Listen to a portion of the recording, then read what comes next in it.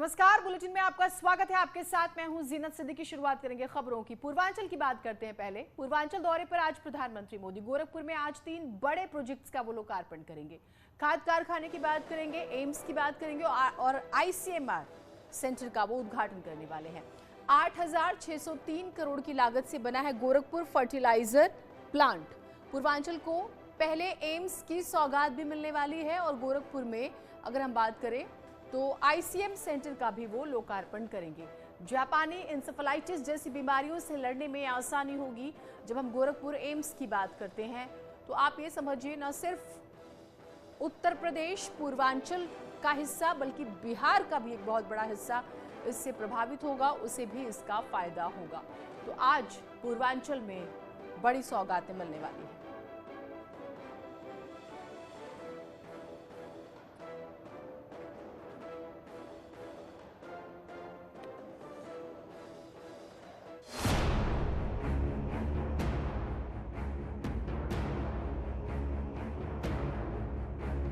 प्रधानमंत्री नरेंद्र मोदी पूर्वांचल वासियों को एक बड़ा तोहफा देने जा रहे हैं। 7 दिसंबर को वो गोरखपुर एम्स का लोकार्पण करेंगे। इस एम्स का फायदा सिर्फ पूर्वांचल ही नहीं बल्कि पश्चिम बिहार और नेपाल के एक बड़े हिस्से को भी मिलेगा। नरेंद्र मोदी ने 2014 के चुनाव प्रचार के दौरान पूर्वांचल में बेहतर स्वास्थ्य सुविधा देने का वादा किया था। 2016 में पीएम ने गोरखपुर एम्स का शिलान्यास किया। हालांकि 24 फरवरी 2019 को एम्स में OPD की शुरुआत हो गई। अब 7 दिसंबर को पीएम एम्स का औपचारिक उद्घाटन करेंगे। हमारे माननीय प्रधानमंत्री, जैसे आप सभी लोग जानते हैं, वो उनके द्वारा एम्स का लोकार्पण होने वाला है, जो कि 7 तारीख को तय हुआ है। और 12 हमारी स्पेशलिस्ट OPDs हैं और 14 हमारी जनरल OPDs हैं। वो सब तैयार हैं और फंक्शनल हैं। उद्घाटन के साथ ही एम्स में 300 बेड का अस्पताल और 35 बेड का इमरजेंसी वार्ड शुरू हो जाएगा, जिसे बाद में बढ़ाकर 750 बेड करने की योजना है।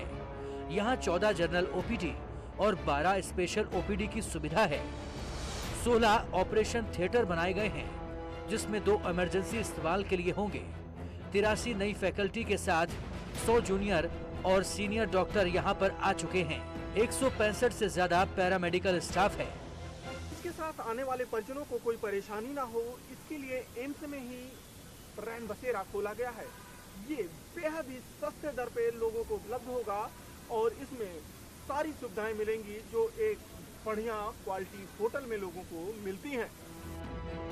जो लोग पैसों की कमी से अपनों का बेहतर इलाज कराने लखनऊ या दिल्ली नहीं जा सकते, उनके लिए ये एक वरदान साबित होगा। तो उनके लिए ये बहुत ही एक स्वर्णिम अवसर है। एम्स एक तरह से उनके लिए वरदान साबित होगा कि जिसमें हम उनको बिल्कुल कम रेट्स में और बिल्कुल आउट ऑफ पॉकेट एक्सपेंडिचर बिल्कुल नहीं होगा और उनको कम दामों में सर्विसेज उपलब्ध होंगी। वो सर्विसेज जिसको लेने के लिए या तो उसे दिल्ली जाना पड़ता या फिर कोई और शहर में जाना पड़ता, जिससे उसका खर्चा बढ़ जाता। पूर्वांचल का ये इकलौता एम्स बीमार लोगों को स्वस्थ करेगा। बीजेपी को लगता है कि गोरखपुर एम्स आने वाले वक्त में उसकी सेहत ठीक करेगा। न्यूज़ 18 के लिए गोरखपुर से राम गोपाल द्विवेदी की रिपोर्ट। तो ये तो एम्स की बात हुई। CM योगी का एक और ड्रीम प्रोजेक्ट है गोरखपुर का खाद कारखाना। ये भी बनकर तैयार हो चुका है। मंगलवार को इस कारखाने का भी लोकार्पण है, यानी कि आज प्रधानमंत्री मोदी करेंगे। इस कारखाने को हिंदुस्तान उर्वरक और रसायन लिमिटेड ने बनाया है, जिससे हर साल 12.7 लाख मीट्रिक टन नीम कोटेड यूरिया का उत्पादन होगा। CM योगी का सपना हुआ साकार। गोरखपुर में खाद कारखाना तैयार, लाखों लोगों को मिलेगा रोजगार। 7 दिसंबर को पीएम करेंगे लोकार्पण। किसानों को मिलेगा यूरिया भरपूर। पूर्वांचल में आएगी खाद क्रांति। पड़ोसी देशों की फसलें भी लहलाएंगी। अब नहीं होगी खाद की कमी।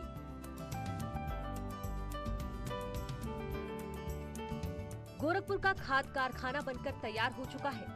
7 दिसंबर को प्रधानमंत्री नरेंद्र मोदी फर्टिलाइजर के मैदान से इसका लोकार्पण करने जा रहे हैं। इस कार्यक्रम में मुख्यमंत्री योगी आदित्यनाथ भी मौजूद रहेंगे।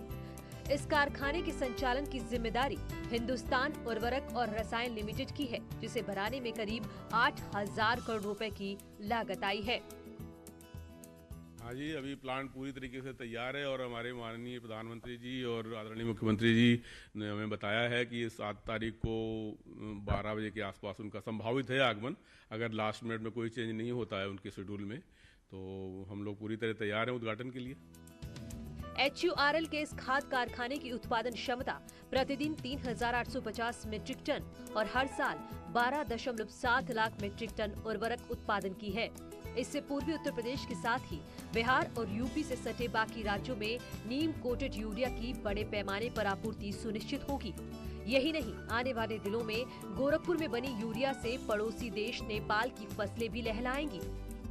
प्लांट की क्षमता है 3,850 टन पर डे यूरिया की, तो साल में अगर हम बोले तो 12.7 लाख टन यूरिया सालाना यहाँ पर उत्पादन होगा। ये जो प्लांट हमारे आ रहे हैं, एक गोरखपुर में आया है और हमारी कंपनी के 2 प्लांट और भी आ रहे हैं, वो बरौनी और सिंदरी में भी आ रहे हैं।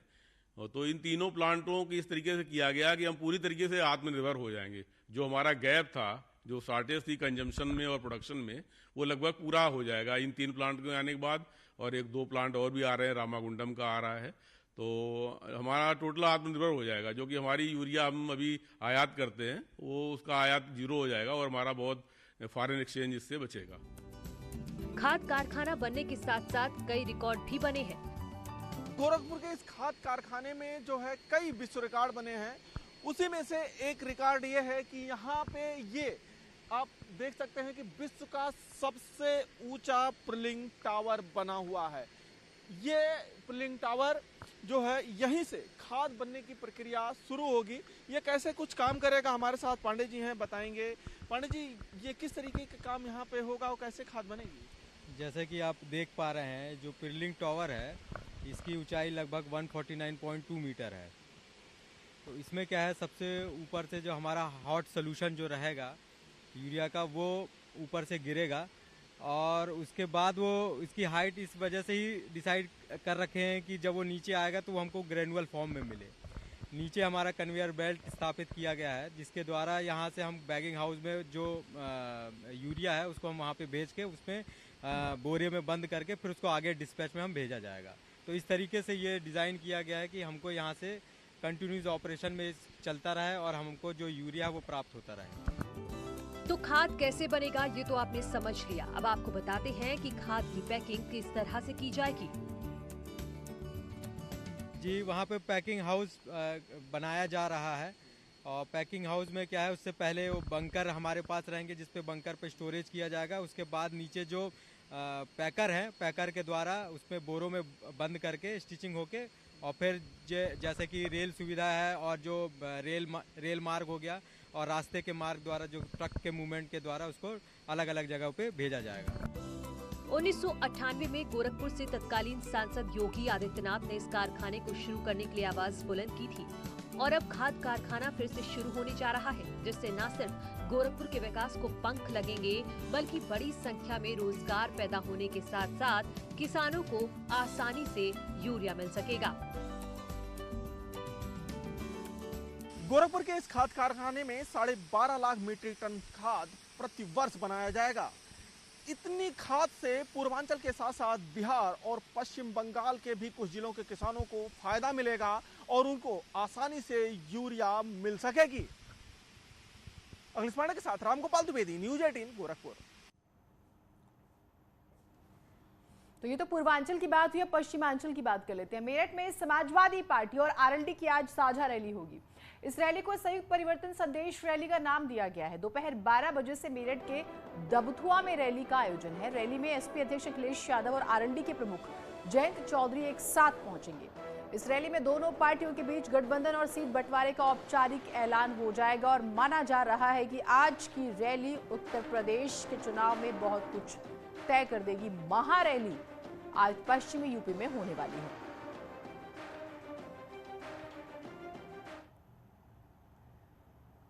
आज एक और बड़ी खबर पर हमारी नजर रहेगी। दिल्ली में आज संयुक्त किसान मोर्चा की अहम बैठक होनी है, जिसमें आंदोलन को आगे बढ़ाया जाए या खत्म कर दिया जाए। इस मुद्दे पर अहम फैसला लिया जाना है। किसान संयुक्त मोर्चे की बैठक को लेकर दिल्ली के सिंघू बॉर्डर में हलचल तेज है। किसानों की तरफ से सरकार को दी गई डेडलाइन की आज अगर हम बात करें तो वो खत्म हो रही है तारीख। संयुक्त किसान मोर्चा ने सरकार को एमएसपी कमेटी बनाने, किसानों पर दर्ज केस वापस लेने और आंदोलन में मारे गए किसानों के परिजनों को मुआवजा देने के बारे में अपना रुख स्पष्ट करने को कहा था।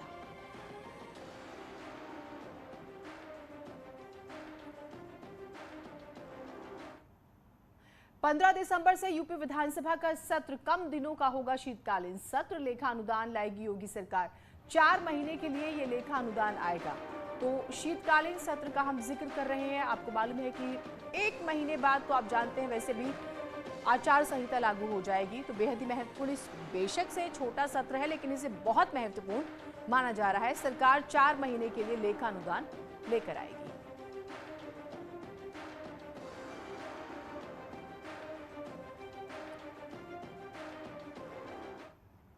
उधर यूपी में विधानसभा चुनाव में बीजेपी राम मंदिर को बड़ा मुद्दा बनाने की तैयारी कर चुकी है। प्रयागराज में बीजेपी की ओर से कई जगह होर्डिंग्स लगाए जा चुके हैं जिसमें राम मंदिर से जुड़ी तस्वीरें लगाई गई हैं। पहली तस्वीर में टेंट में विराजमान रामलला दिखाए गए हैं, जबकि दूसरी तस्वीर में निर्माणाधीन मंदिर का मॉडल दिखाया गया है। बीजेपी के इसी होर्डिंग पर सियासत तेज है। समाजवादी पार्टी ने बीजेपी पर सवाल उठाए और कहा कि ये मुद्दे से भाग रहे हैं बीजेपी वाले, जबकि बीजेपी इसे अपनी उपलब्धि बता रही है और विपक्ष को घेर रही है।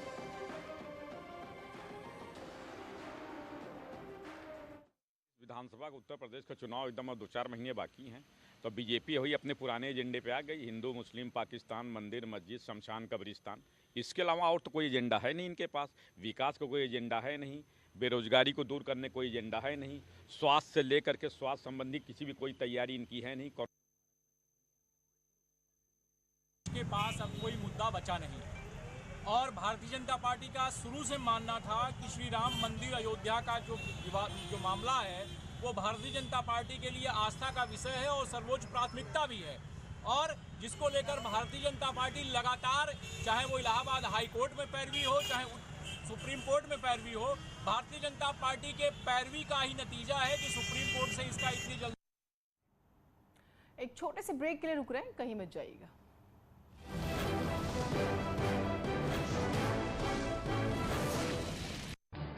इस न्यूज हेडलाइंस के प्रायोजक पेट सफा आयुर्वेदिक जूस।